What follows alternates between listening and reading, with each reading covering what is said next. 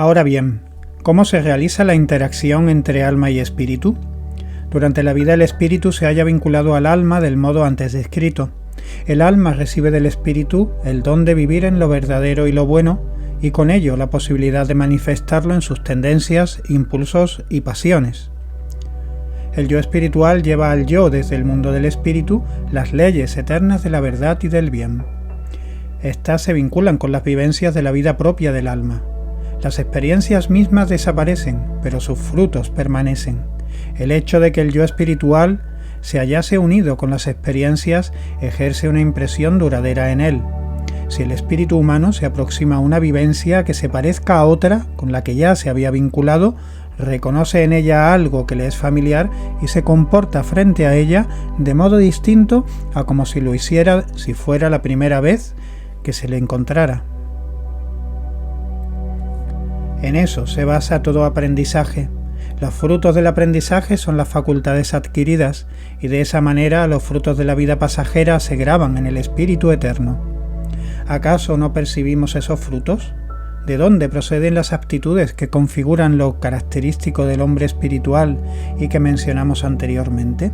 Sencillamente proviene de facultades de un tipo u otro que el hombre trae consigo al comenzar el periodo de su vida terrenal, y en cierto sentido se parecen a las facultades que también podemos adquirir durante la vida.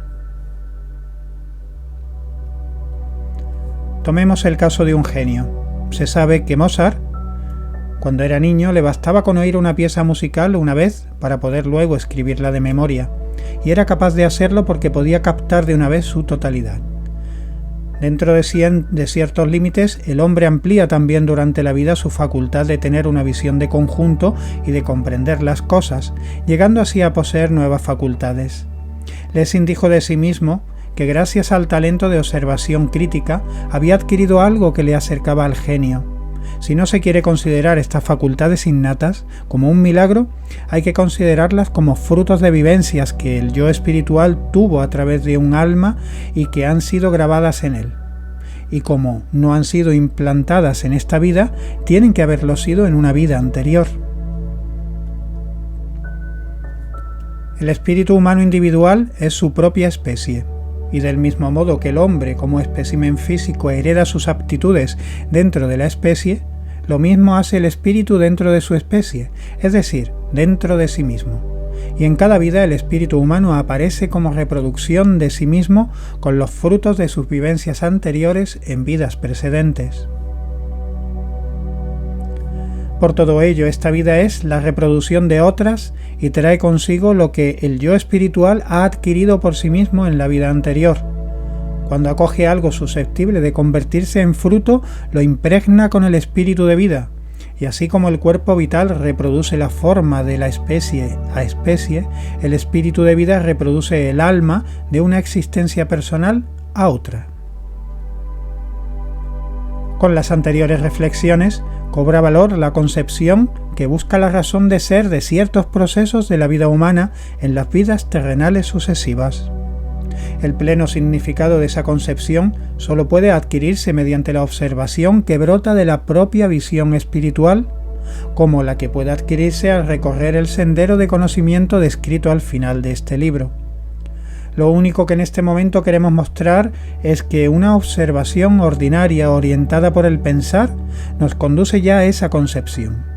Mas una observación de ese tipo al principio no hace más que trazar una especie de silueta de dicha concepción, siendo todavía incapaz de sostenerse frente a las objeciones de una observación inexacta o no orientada correctamente por el pensar. Mas también es cierto que quien adquiera esa concepción mediante la observación pensante ordinaria se prepara ya para la observación suprasensible. En cierto grado se está creando algo que hay que poseer antes de llegar a dicha observación suprasensible. Si alguien alega que formando esa concepción se está sugestionando para la observación suprasensible, demuestra únicamente que no puede penetrar en la realidad con el pensamiento libre, y que precisamente por ello él mismo está creando la sugestión de sus objeciones. Así pues, las vivencias del alma se hacen permanentes no solo dentro de los límites del nacimiento y la muerte, sino más allá de la muerte.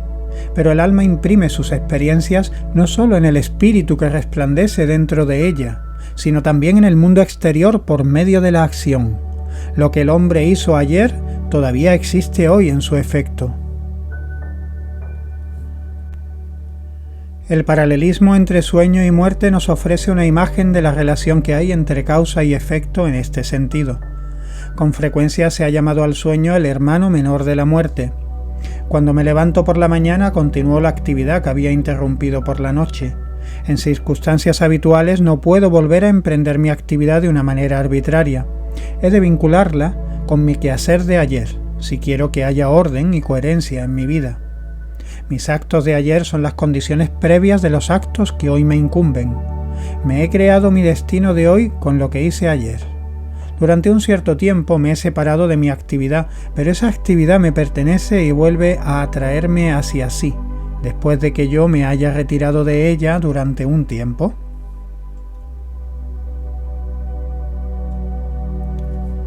Mi pasado permanece unido conmigo, sigue viviendo en mi presente y me seguirá en mi futuro.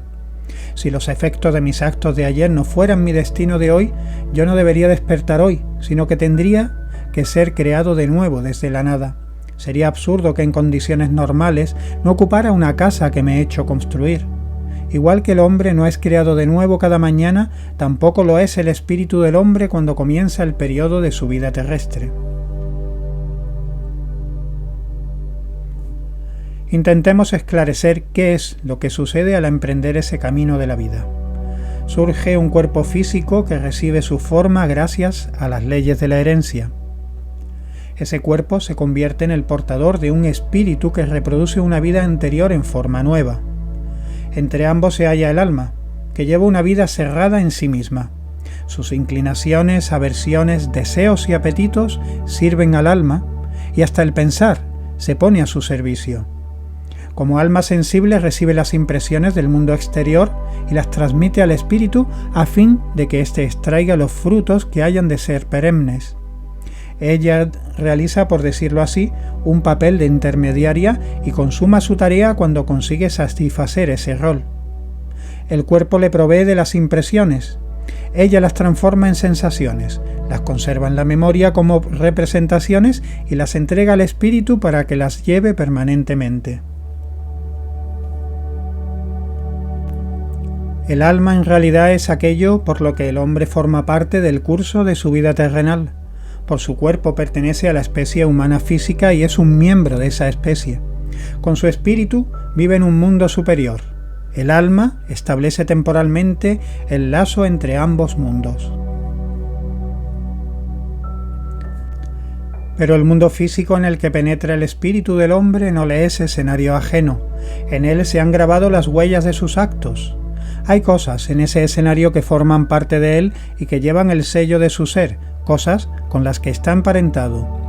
Y así como antes el alma le hizo llegar las impresiones del mundo externo para que se hicieran permanentes, como órgano del espíritu, el alma ha convertido las facultades con las que él la dotó en actos que en sus efectos son también duraderos. Con ello, el alma se ha sumergido realmente en esos actos. En los efectos de sus acciones, el alma del hombre continúa viviendo una segunda vida autosuficiente. Y eso puede motivarnos a considerar la vida consecuentemente, teniendo en cuenta cómo penetran en ella los procesos del destino. Cuando algo le sobreviene al hombre, al principio tiende a considerar eso que le ha ocurrido como algo que ha entrado en su vida por casualidad. Mas solo él puede darse cuenta de cómo él mismo es el resultado de casualidades de ese tipo. Quien se examine en sí mismo sus 40 años y al preguntarse sobre su ser anímico no quiera quedarse con una insustancial representación abstracta del yo, podrá así decirse: yo no soy otra cosa que lo que he llegado a ser gracias a lo que me ha sobrevenido hasta hoy como mi destino. ¿No sería yo otro si, por ejemplo, a los 20 años hubiera tenido una serie de vivencias distintas de las que tuve ayer? Y si no buscara su yo únicamente en los impulsos evolutivos que surgen de su interior, sino también en lo que desde fuera interviene en su vida dándole forma, en lo que a él le sucede reconocerá al propio yo. Si uno se entrega sin prejuicios a este conocimiento, tan solo le hará falta un pequeño paso en la observación de la vida para ver en lo que fluye hacia uno mismo, en ciertas vivencias del destino, algo que se adueña del yo desde afuera, de modo semejante a como el recuerdo actúa desde dentro, para hacer que se ilumine de nuevo una vivencia pasada. Podemos así aceptar percibir toda vivencia del destino como un acto pasado del alma que toma camino hacia el yo, de la misma manera que en el recuerdo una vivencia anterior se encamina hacia la representación cuando hay alguna motivación externa que lo provoque. Antes se mencionó la posible concepción de que las consecuencias de la acción pudieran volver a encontrarse con el alma. En el caso de las consecuencias de ciertas acciones, ese encuentro es posible que no se realice dentro de una misma vida terrenal, porque esa vida estaba predispuesta para llevar a cabo la acción y su vivencia reside en la realización misma de esa acción. En ese caso, una determinada consecuencia de la acción no puede afectar al alma, igual como no puede recordarse una vivencia en la que todavía se está inmerso. Solo es posible experimentar las consecuencias de una acción en la misma vida terrenal en la que se realiza la acción cuando llegan al yo dotado de las predisposiciones para ello. La mirada solo puede orientarse a las consecuencias de acciones realizadas en otras vidas terrenales. De ese modo, cuando a uno que aparentemente siente que lo que le sobreviene como vivencia del destino está vinculado con el yo, igual como lo está lo que se forma desde el interior del yo mismo, no tiene más remedio que pensar que en esa experiencia del destino está frente a las consecuencias de acciones realizadas en vidas terrenales anteriores. Y así, por una íntima concepción orientada por el pensar, uno se ve conducido a concebir algo que es paradójico para la conciencia ordinaria, a saber, que las experiencias del destino en una vida terrenal se relacionan con los actos de vidas terrenales precedentes. Nuevamente hay que decir que esa concepción cobra su pleno contenido gracias al conocimiento suprasensible. Sin él, esa concepción no deja de ser una vaga abstracción. Mas si se ha adquirido por la conciencia ordinaria, de nuevo prepara al alma para que pueda llegar a ver esa verdad con la observación realmente suprasensible.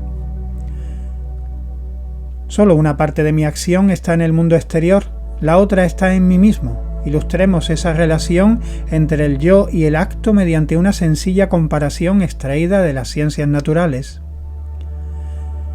Animales que antaño estaban dotados de visión trasladaron su hábitat a las cuevas de Kentucky y a costa de vivir en ellas acabaron perdiendo la facultad de visión. La permanencia en la oscuridad hizo que los ojos dejaran de estar activos. En esos ojos dejó de realizarse la actividad físico-química que tiene lugar durante el proceso visual. La corriente nutritiva que antaño era utilizada para esa actividad afluye desde entonces hacia otros órganos, y ahora esos animales solo pueden vivir en esas grutas. Con su acción migratoria crearon las condiciones de su vida posterior. La emigración de entonces se ha convertido en una parte de su destino. Una entidad que actuó anteriormente se ha vinculado con los resultados de sus actos. Eso es lo que sucede con el espíritu humano. Gracias a que actuó en el pasado, el alma ha podido transmitirle al espíritu ciertas facultades, y esas facultades se corresponden con aquellas acciones. Cuando el alma ejecuta una acción, vive en ella llena de fuerza la predisposición a realizar otra acción que sea fruto de la primera. El alma la lleva consigo como una necesidad hasta que suceda la segunda acción. También puede decirse que cuando el alma lleva a cabo una acción, se ha inscrito en ella la necesidad de consumar las consecuencias de esa acción. Con sus actos, el espíritu del hombre ha preparado realmente su destino. En una nueva vida se encuentra vinculado con lo que hizo en su vida anterior. Naturalmente, podríamos preguntarnos, ¿cómo es eso posible si el espíritu del hombre al reencarnar se encuentra en un mundo totalmente distinto del que dejó en la anterior ocasión? En esa pregunta subyace una concepción del concatamiento del destino muy adherida a los aspectos exteriores de la vida. Cuando me traslado mi escenario de Europa a América, me encuentro también en un entorno muy diferente del de mi vida anterior en Europa. Si en Europa me hice mecánico, mi vida en América se organizará de manera muy distinta que si hubiera sido empleado de banca. En el primer caso es probable que en América me vea rodeado de máquinas y en el otro de elementos bancarios. En cada caso mi vida anterior determina mi entorno. De algún modo, atrae desde todo el mundo circundante cosas que le son afines. Y lo mismo sucede con el yo espiritual. En una nueva vida se rodea necesariamente de aquello que está emparentado con su existencia precedente. Por esta razón, el sueño es una imagen muy útil para entender la muerte, porque durante el sueño el hombre se ha retirado del escenario en el que le espera su destino. Mientras uno duerme, los acontecimientos siguen sucediendo en ese escenario. Durante un intervalo, dejamos de ejercer nuestra influencia sobre el curso de los acontecimientos, pero nuestra vida al día siguiente depende de los efectos de las acciones que realizamos el día anterior. En realidad, cada mañana nuestra personalidad se encarna de nuevo en un mundo de acciones. Lo que estaba separado de nosotros durante la noche vuelve a estar a nuestro alrededor durante el día. Lo mismo acontece con los actos de las anteriores encarnaciones del hombre. Están unidos con él como destino, como la vida en las grutas oscuras lo está con los animales que perdieron su visión por haber emigrado a esas cuevas. E igual que esos animales solo pueden vivir cuando se encuentran en el entorno en el que ellos mismos se han situado, de la misma manera el espíritu humano solo puede vivir en el entorno que él mismo se ha creado mediante sus acciones. El curso inmediato de los acontecimientos procura que yo me encuentre a la mañana siguiente la situación que yo mismo creé el día anterior. El parentesco que mi espíritu nuevamente encarnado tiene con las cosas del mundo circundante se encarga de que yo, al reencarnar, me encuentre con un entorno que se corresponde con los resultados de mis acciones realizadas en la vida precedente. De acuerdo con ello, podemos hacernos una imagen de cómo el alma se halla integrada en el ser del hombre. El cuerpo físico del hombre se halla sometido a las leyes de la herencia. El espíritu del hombre, por el contrario, ha de volver a encarnarse una y otra vez, y su ley consiste en que trae consigo a la vida siguiente los frutos de la vida anterior.